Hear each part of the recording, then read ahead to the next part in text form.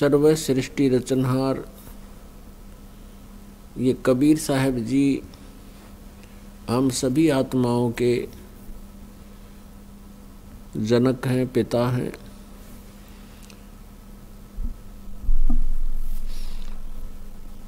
परमेश्वर कबीर देव जी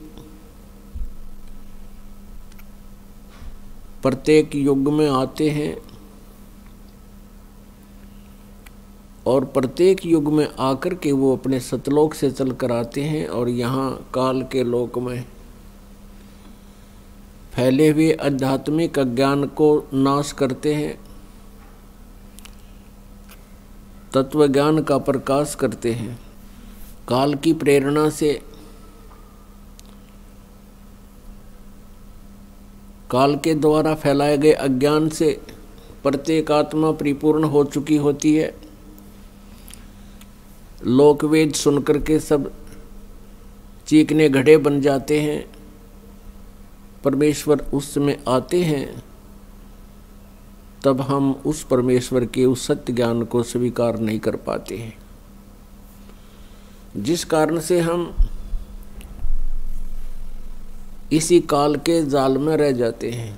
पुण्यात्माओं, जिस समय आप जी इस तत्व ज्ञान से परिचित हो जाओगे,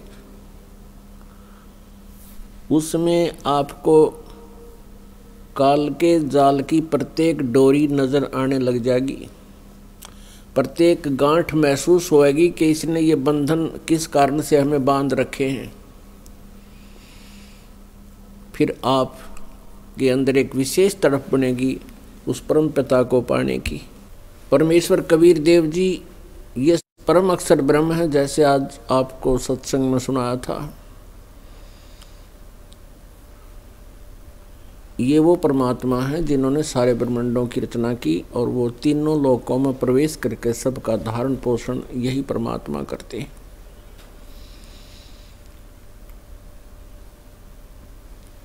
हम परमेश्वर से अपरिचित होने के कारण, तत्वज्ञान के अभाव से परमात्मा को ना पहचान कर हम अज्ञान आधार से अन्य देवताओं की पूजा कर रहे थे, जो हमारे सदग्रंथों में भी मनाही है।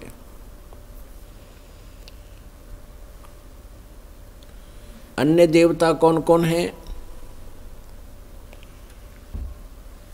ये तीनों देवता श्री ब्रह्मा जी रजगुण, श्री विष्णु जी सतगुण और श्री शिव जी तमगुण।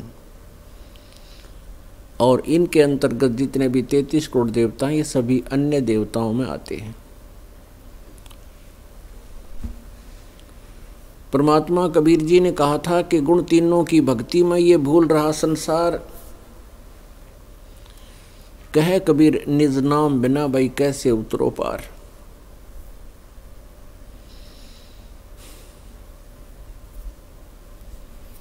पुण्यात्मा, हमारे सदग्रंथ हमें यथार्थ ज्ञान दे रहे हैं, लेकिन आज तक इन सदग्रंथों को कोई समझ नहीं सका, जिस कारण से हम अपने ही खजाने से, अपने घर में दबे हुए उस धन से, आध्यात्मिक ज्ञान से हम वंचित रहे और जिसका दुष्परिणाम हमने भोगना पड़ा। हमारे पूर्वज भूत बन गए, पितर बन गए, कोई पशु पक्षी की योनियों में धक्के खा रहे, भटक रहे। मनुष्य जीवन केवल इसलिए प्राप्त होता है कि हम मोक्ष करावें, जन्म मरण के दीर्घ रोग से पीछा छुड़वाएं। लेकिन तत्व ज्ञान ना होने से हम साधना करते करते भी जीवन व्यर्थ कर जाते हैं। ये काल का जाल है, बहुत भयंकर जाल है। पुण्यात्माओं, परमेश्वर ने विशेष रजा बख्शी है इस दास के ऊपर कि उसके सत्य ज्ञान को उसकी प्यारी आत्माओं तक पहुंचाऊं। सहयोग परमेश्वर का ही है, शक्ति उसी की काम कर रही है, कबीर देव जी की।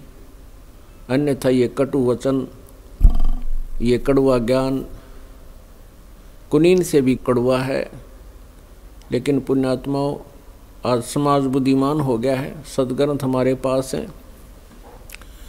और जिन सदग्रंथों को जो वर्ण मानता है, जो वर्ग सत्य मानता है, जैसे हिंदू वर्ग जो है, हिंदू जो पवित्र हिंदू धर्म के अनुयायी हैं, पवित्र चारों वेदों को, पवित्र श्रीमद् भगवत गीता को, पवित्र पुराणों को, इनको सत्य सदग्रंथ मानते हैं।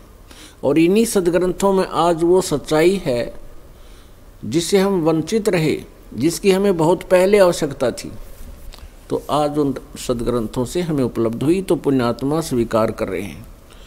और बुद्धिमान वही होता है, जैसे किसी को मलेरिया रोग हो जाता है तो उसको कुनीन खानी ही पड़ेगी, कड़वी, नहीं तो जीवन से हाथ धो बैठेगा। तो ये तत्व ज्ञान जो है कड़वी कुनीन है, और ये इस अज्ञान रोग को नाश करेंगी, और साथ में जन्म मृत्यु के रोग का भी इसका इलाज इसी से होगा।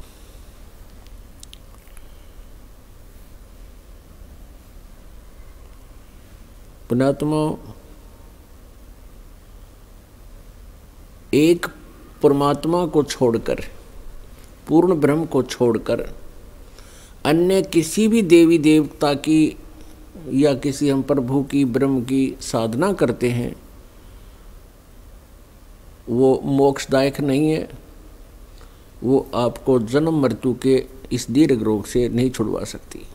पुण्यात्मा, कोई घर सुखी नहीं, और सभी कोई ना कोई पूजा देवी देव इष्ट की अवश्य कर रहा है, और फिर भी घोर कष्ट, क्योंकि वो देवता आपको आपके प्रारब्ध में कोई परिवर्तन नहीं कर सकते। आपका जैसा कर्म है वैसा ही देंगे, वही आपको भोगने के लिए विवश होना पड़ेगा।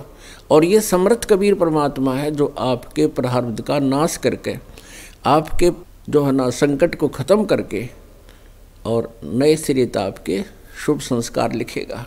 मासा घटे न तिल बधे, विध ना लिखे जो लेख, और सच्चा सतगुरु मेट कर ऊपर मारे मेघ। हम भ्रमित हैं, और जब तक शंका निवारण नहीं होगी भक्ति पर हम लग नहीं सकते।